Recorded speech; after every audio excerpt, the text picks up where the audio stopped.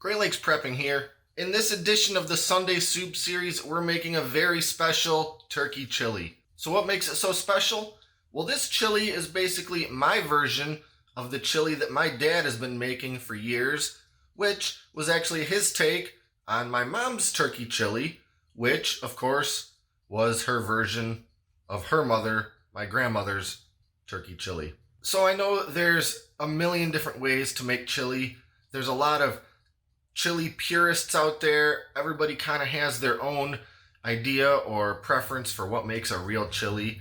I know down in Texas, it would be a sin to put beans in a chili, and they use chopped up steak rather than ground meat. But I'm a northern boy, and it's very possible that we don't know anything about chili. All I know is that this turkey chili tastes great. It's what I've been eating most of my life, and it's what my taste buds come to expect in a chili. Now, unlike a lot of chilies, this one has a tomato base to it. I use tomato juice instead of a bunch of beef broth or something like that. It's definitely got a tomatoey taste to it. That's basically the base of the broth. Now, I'll admit that I enjoy the prepackaged store-bought chili seasoning packets. They're super fast, they're super easy, and when I just am in a bit of a time pinch, I'll definitely use them. You know, you got these, the McCormick chili. You also have the Chilio brand, which I actually like a little better than the McCormick.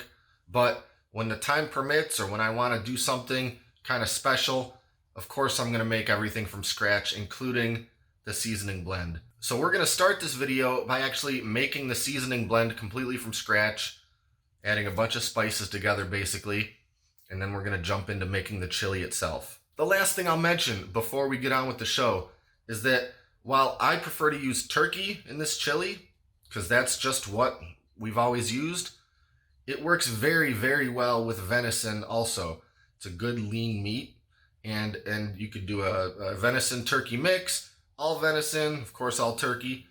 And all that being said, it works perfectly fine with beef too. The only difference is the beef has a lot more fat that you're going to want to drain off after browning it before you move on. So I'll stop talking at the camera and we'll get on with making us some chili.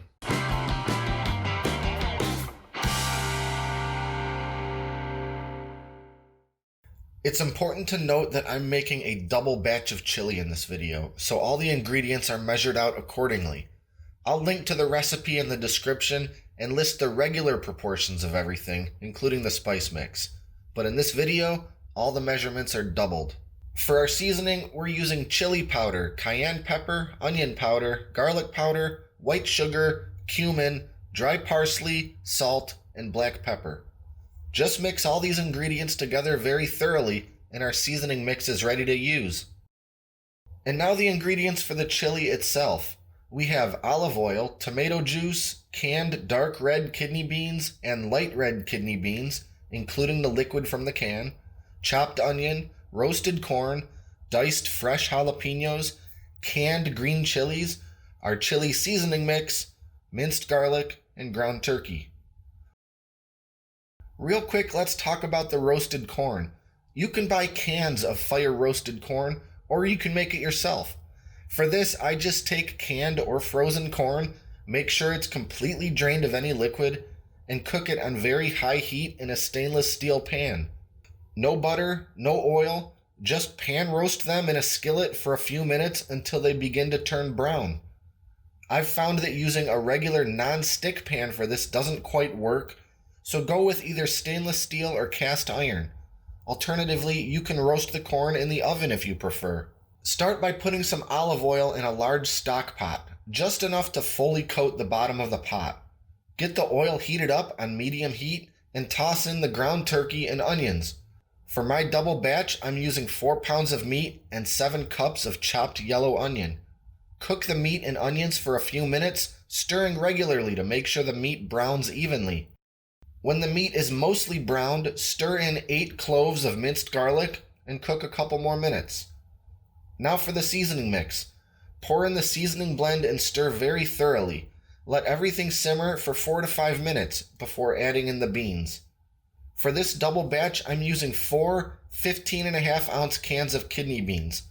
I use half light red and half dark red beans. I don't really know if they taste any different, but I like the color it adds.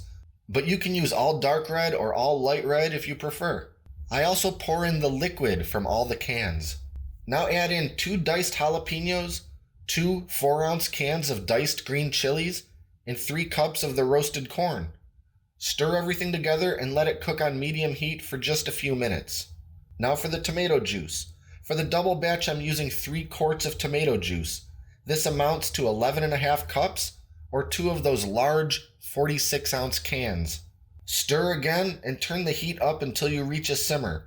Then reduce the heat to low and let everything simmer for 45 minutes. A note about consistency. Some people like their chili to be very thick and mud-like. This chili is not especially viscous. I like it to be just slightly soupy. That being said, if it seems a bit too thin, I can thicken it up a little bit at this point. Just mix 2 or 3 teaspoons of cornstarch with cold water. Stir until the cornstarch is completely dissolved, and then add it into the chili. Continue cooking on low heat for a while, stirring regularly. You can fine-tune this step to match how thick you like it, but I advise against overdoing it for 2 reasons.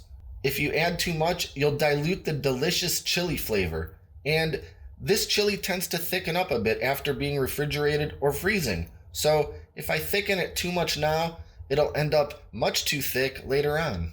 After simmering for 45 minutes, it's ready to serve. Garnish with some cheese, sour cream, tortilla strips, or whatever your favorite chili toppings are. I just like a little cheddar cheese on there. I consider this a medium hot recipe, but if you're a spice lover, you'd surely consider this a mild. I'm an absolute lightweight when it comes to spiciness, and I find this recipe to be at about the top end of how spicy I would want my food to be. If you can't do any sort of spice, make this into a completely mild recipe by leaving out the jalapenos and reducing the amount of cayenne pepper in the seasoning. You can also omit the green chilies. A good alternative to jalapenos are poblano peppers. They taste a lot like regular green bell peppers with just a slightly bolder flavor. I'll also say that I think this chili goes absolutely great with some homemade cornbread. This is definitely one of my favorite recipes to make and to eat. It's just a hearty, flavorful bowl of goodness to fill my belly on a cold day. If you liked this video, click the subscribe button and stay up to date on all our latest stuff, including next week's edition of the Sunday Soup series.